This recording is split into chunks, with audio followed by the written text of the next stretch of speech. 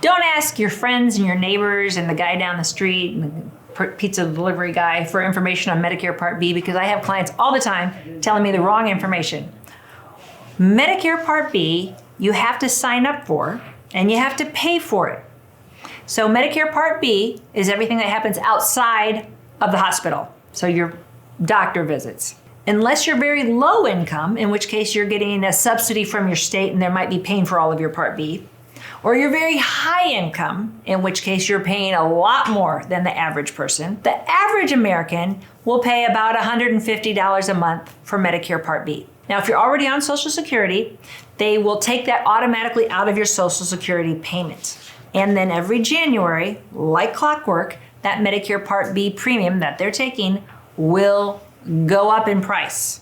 Never goes down. So Medicare Part B is automatic if you're already signed up for Social Security early. And a lot of people take Social Security the earliest date they can, which is age 62. If you did take Social Security early, then when you turn 65, they already have you in their system, so they will mail you a card that says, hey, you now have Medicare A and B. Here's your Medicare card. Take it out and put it in your wallet. What you don't realize is if you flip that letter over, it'll say if you don't want Medicare Part B right now, just return this card to us and we won't charge you for it. And there's many circumstances that you don't want Medicare Part B when you're first eligible. That's why we're here at the Medicare family to help guide you so you make the right decision about Medicare Part B.